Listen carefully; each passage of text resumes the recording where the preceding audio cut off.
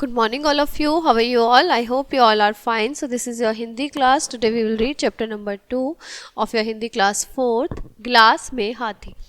प्रस्तुत कहानी के माध्यम से यह बताने का प्रयत्न किया गया है कि कोई भी समस्या इतनी बड़ी नहीं होती कि उसका हल ढूंढा ना जा सके। हर समस्या का क्या होता है बेटा? हल होता है। कोई भी समस्या आपकी इतनी बड़ी नहीं होती कि उसका हल ना मिले। यही पढ़ते हैं हम इस कहानी के माध्यम से। राजा अकबर के दरबार में एक चतुर मंत्री थे। कैसे मंत्री थे? बहुत चतुर। इनका नाम क्या था? बीरबल था। अकबर और बीरबल में बहुत प्रेम था।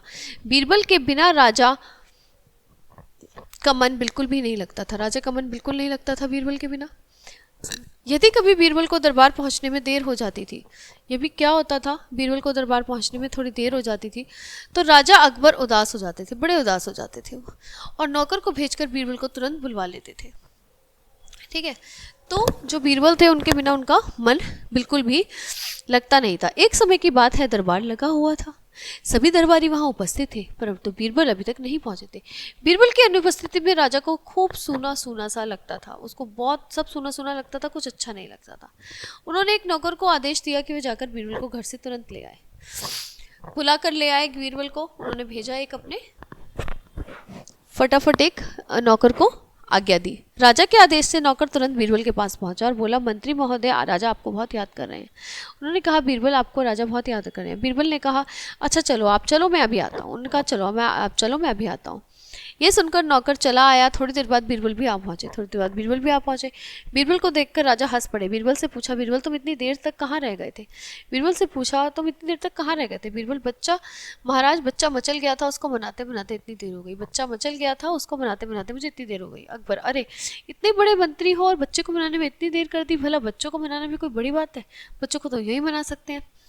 बीरबल बोला, महाराज, बच्चों को मनाना सबसे ज्यादा कठिन काम होता है। अकबर, बीरबल, कल तुम अपने बच्चे को साथ ले आना, देखते हैं हम सच्चे हैं या तुम। बीरबल ने कहा, ठीक है, अच्छा महाराज। अगले दिन बीरबल अपने बच्चे को भी साथ ले आए। उन्होंने बच्चा राजा को सौंपा और स्वयं काम करने लगे। बच्चा थोड़ी देर बाद ऊ करने लगा। अकबर ने पूछा, बेटा क्या चाहते हो?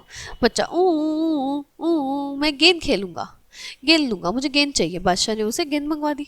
बच्चे ने गिलास मांगा, उसे गिलास मंगवा दिया। बच्चा फिर ऊँ करने लगा। अकबर ने पूछा, बेटा अब क्या चाहते हो? बच्चा बोला, हाथी। राजा ने आदेश से हाथी भी आ गया। बच्चा फिर रोने लगा। राजा ने पूछा, बेटा अब क्या चाहिए? बच्चा, हाथी को ग्लास में डाल दो। बताओ, हाथी को ग्लास में डाल दो। बच्चे की इस मांग पर राजा उलझन में बढ़ गए। वो सोचे, ये मैं हाथी को ग्लास में कैसे डाल सकता हूँ? वे समझ नहीं सके ग्लास में हाथी कैसे डाला जा सकता है।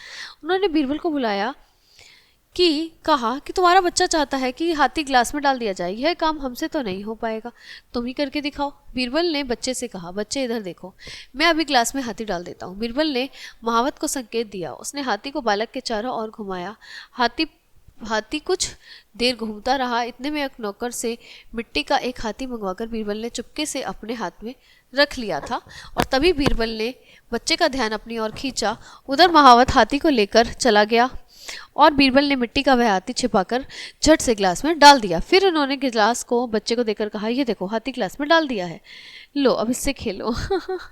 देख लिया, ये बीरबल ने करा, पर ये कितना टफ काम था, समझ रहे हो?